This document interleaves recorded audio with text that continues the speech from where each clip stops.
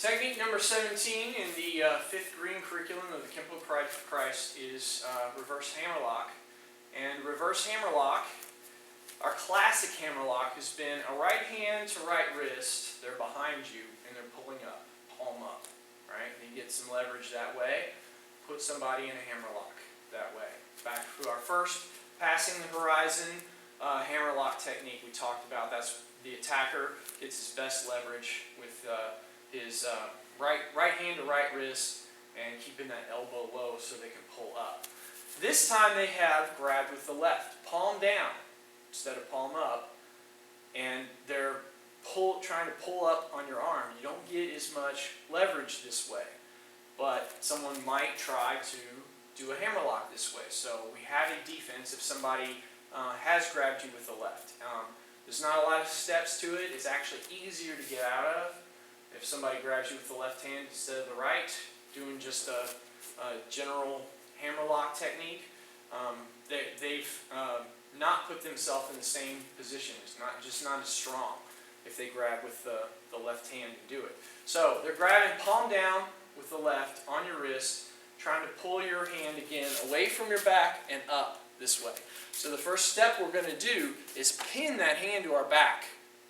Just squeeze it as much as you can so that they can't pull that arm away and they can't pull up on the back, because now they're pulling against the fact that once you post your arm on your back, here you've created a point there which you can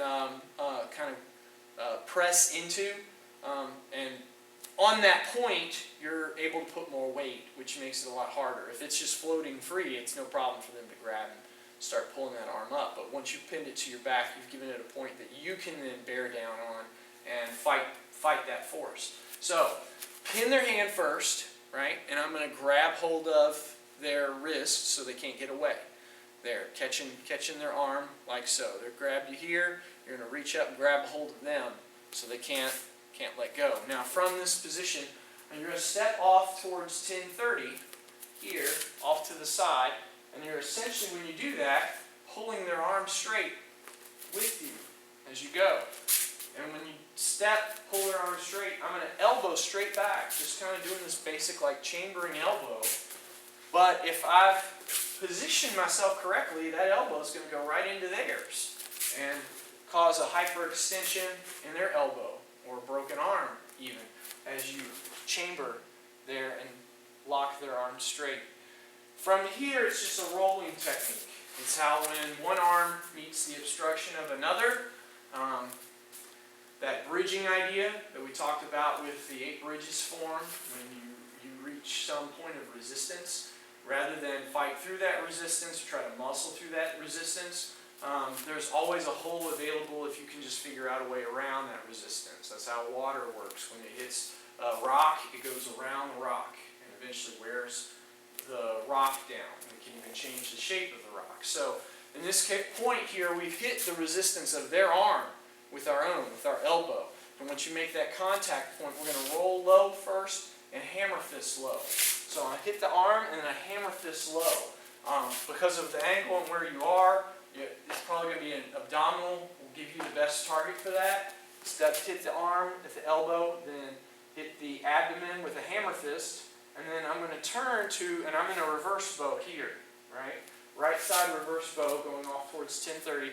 I'm going to pivot to a left forward bow facing 430 as I do a rolling outward back fist. And it's kind of an outward and downward back fist here. Rather than this like outward whipping back fist that we usually do comes on a horizontal, this one's going to come a little bit more downward. Kind of fits a little bit better into the socket of the eye that way.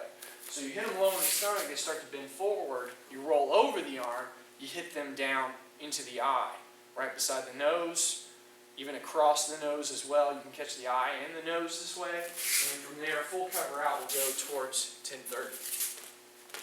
So again, it's not a difficult technique. Honestly, probably could have shown up earlier, but it's just not very common. It's not common that someone's going to attack with a hammerlock and grab with the left hand. We want to know an option for it, but there's not a whole family of techniques that's going to deal with this. This is kind of the only one to worry about just because it's that uncommon. So here's where we find it in our 5th green level. So again, reverse hammerlock. They've got you with their left hand. We're grabbing there. We're going to step forward, turning, and elbow into their arm, hammer fist to the stomach, roll, back fist to the eye, full cover out towards 1030. One more time, reverse hammerlock.